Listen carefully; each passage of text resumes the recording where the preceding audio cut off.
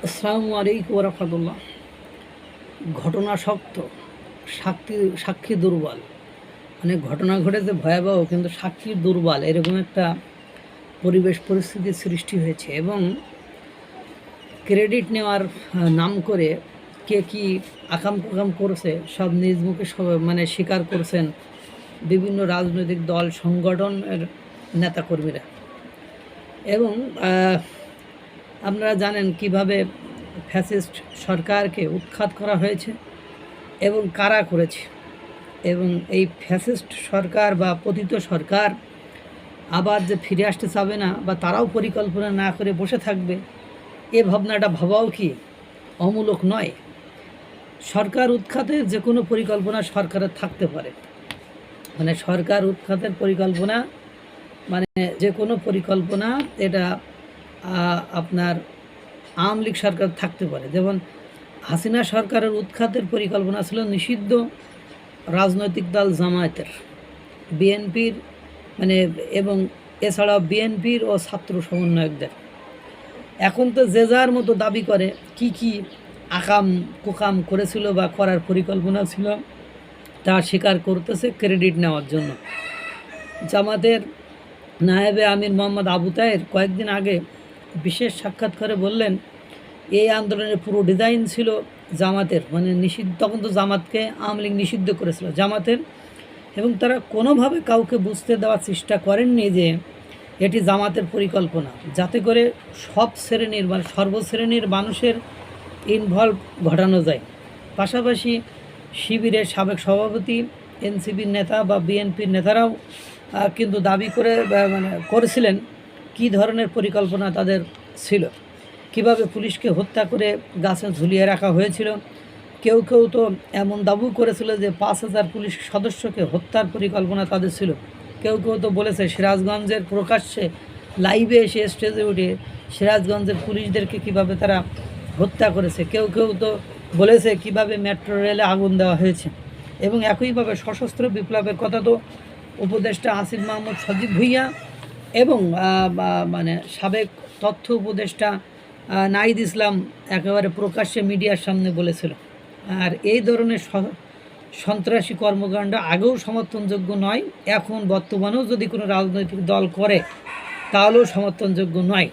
কিন্তু দুর্ভাগ্য হলেও সত্য যে মানে একটা গ্রুপকে, একটা দলকে নিচ্ছিন্ন করার বা একটা দলকে ফাঁদে ফেলার বা একটা দলকে একেবারে কোণঠাসা করে আজীবন রাখার যে পরিকল্পনা বা স্ক্রিপ্ট তৈরি করা হচ্ছে বিভিন্ন মহল থেকে, সেগুলো দুর্বল স্ক্রিপ্ট মনে হচ্ছে। যেমন পুলিশের রেফারেন্স এবং গোয়েন্দা রেফারেন্স দিয়ে যে বয়ান সামনে এসেছে, তাতে করে আরও কিছু বিভৎস ঘটনা ঘটার তাতে গুরুতর বা গুরুত্বপূর্ণ কিছু প্রশ্ন সামনে চলে আসে। যেমন কালের কণ্ঠে যে রিপোর্ট এসেছে তাতে বলা হচ্ছে, মানে ডিবি ডিটেকটিভ ব্রাঞ্চ মানে গোয়েন্দা যে সংস্থা, তথ্য থেকে বলা হচ্ছে যাদেরকে আটক করা হয়েছে বৈঠকের ভিত্তিতে বা প্রশিক্ষণের সময় বরগুনা, তাদের মধ্যে বরগুনা যুবলীগ নেতা সোহেল রানা এবং গোপালগঞ্জের আওয়ামী লীগ নেত্রী শামীমা নাসরিন শম্পা আটক হয়েছে। তাদের ভাষ্য অনুযায়ী বা তাদের কাছ থেকে যে তথ্য পাওয়া গেছে সে অনুযায়ী মেজর সাদিকের নেতৃত্বে দেশের বিভিন্ন স্থানের আওয়ামী লীগ নেতাকর্মীদের একত্রিত করে প্রশিক্ষণের ব্যবস্থা করে, যাতে তারা দেশের বিভিন্ন স্থানে নাশকতা চালাতে পারে। এবং এজন্য ভাটারা থানার এলাকায় কনভেনশন সেন্টার ভাড়া নেয়, যার দ্বিতীয় তলায় মেজর সাদিক সেদিন সরকার উৎখাতে বিভিন্ন বিষয়ে প্রশিক্ষণ দেন। তবে প্রশিক্ষণ কেন্দ্রের ভিডিও ফুটেজ নষ্ট করে ফেলা হয়েছে।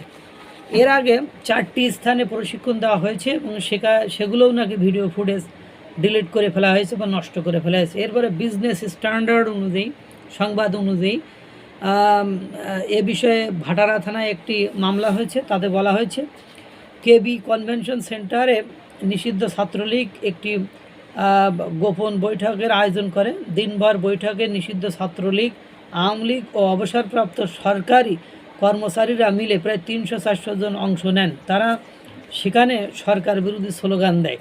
এখন কিছু প্রশ্ন ওঠে এখান থেকে, যে এই প্রশ্নগুলো যে ডিলিট করা, অংশগ্রহণ করা, স্লোগান দেওয়া, বেশ কিছু কোশ্চেন আসে যেগুলো লুকানোর নয় বা যেগুলো নর্মাল কোনো বিষয় নয়। ওনাদের কথা হলো মেজর সাদিকের নেতৃত্বে কেন পুরো বাংলাদেশ থেকে আওয়ামী লীগের নেতাকর্মীরা আসবে সেখানে, কারণ আসলে তো তারা আওয়ামী লীগের নেতাকর্মীদের ডাকে আসবে, তাহলে এখানে একটা সন্দেহের বীজ আছে। 2 নম্বর হলো ট্রেনিংয়ের জন্য কনভেনশন সেন্টার ভাড়া করা হয় কেন? মানে এই ধরনের ট্রেনিং যদি বলা হয়েছে গেরিলা ট্রেনিং হয়েছে সেখানে, তা গেরিলা ট্রেনিং কি কনভেনশন সেন্টারে গেরিলা ট্রেনিং হয়? এটা তো নর্মাল বিষয় বা ভাবার বিষয়। এর জন্য তো নিরিবিলি বন জঙ্গল বা মানে গোপালগঞ্জের আয়োজন হবে। এরা মানে কেন ঢাকা শহরের মতো একটা জায়গায় মানে এটা করা হবে, এখানে কিন্তু একটা বড় ডাউট আছে। তারপর 300-400 জনের উপস্থিতি বৈঠক কখনো গোপন থাকে বা গোপন বৈঠক হতে পারে? 300-400 জন লোক এক জায়গায় হলে তো এমনি জরাকীর্ণতা দেখায়, আর এত লোক একসাথে ঢোকাটাও কেমন দেখায়। এটা তো একটা ব্যাপার। আবার সেখানে সরকার বিরোধী নাকি স্লোগান দেওয়া হয়েছে। তো স্লোগান কি মানুষ ফিস ফিস করে দেয় না মনে মনে দেয়? স্লোগান তো উচ্চ আওয়াজ বা উচ্চ স্বরে দেয়। তো এগুলো তো আশেপাশের লোক বুঝতে পারার কথা। আবার সরকার বিরোধী স্লোগান। এরপর শাহবাগ দখল করে হাসিনাকে ফেরত আনার জন্য রাজনৈতিক সমাবেশ করবে, এজন্য কি ট্রেনিং দরকার হয়? এটা তো রাজনৈতিক সমাবেশ করলেই হয়ে যায়।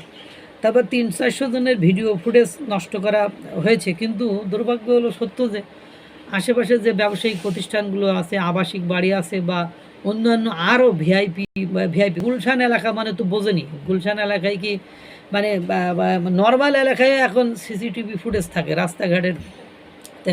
যেমন দেখেন আপনার রূপায়ণ টাওয়ারের ওখানে যতবার ককটেল বিস্ফোরণ হয়, ঢাকা ইউনিভার্সিটির ভেতরে ককটেল বিস্ফোরণ হয়, সেগুলো যখন তখন ভিডিও ফুটেজ কালেক্ট করা হয়। কোনো মার্ডার হলে, কোনো চুরি ডাকাতি ছিনতাই রাজধানী হলে ভিডিও ফুটেজ যখন তখন কালেক্ট হয়।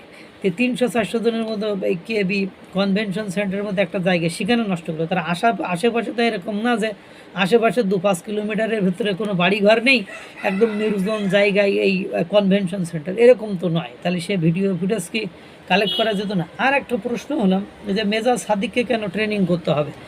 মানে অবসরপ্রাপ্ত কোনো তিনি রানিং মানে এখন কর্মরত অবস্থায় আছেন, তাকেই কেন আসতে হবে? এবং আপনার মনে করেন মানে অবসরপ্রাপ্ত বা অন্য কেউ তো ট্রেনিং দিতে পারতেন। সব কিছু মেলায় আমার মনে হচ্ছে যে ঘটনা সত্যি সাক্ষী দুর্বল, বিষয়টা এরকমই মনে হচ্ছে। এবং দেখেন এইটাকে সামনে নিয়ে আসার সাথে সাথে যে ওই সরকারকে মানে হাসিনা সরকারকে উৎখাতের সময় কি কি ভূমিকা বা কোন কোন রাজনৈতিক দল কি কি মানে মানে আকাম কুকাম বা কী কী অকারেন্স ঘটাতে চেয়েছিল, তারা এখন সেগুলো বলছে। সুতরাং মানে এখন পতিত সরকার যে বসে থাকবে, তারা যে ফিরে আসতে চাবে না এটা তো স্বাভাবিক নয়। কিন্তু মানে স্ক্রিপ্ট যেভাবে সাজানো হচ্ছে তাতে করে আমার বারবার মনে হচ্ছে ঘটনা সত্যি সাক্ষী দুর্বল। আল্লাহ তাআলা সকলকে ভালো রাখুক, সুস্থ রাখুক। আসসালামু আলাইকুম ওয়া রাহমাতুল্লাহ।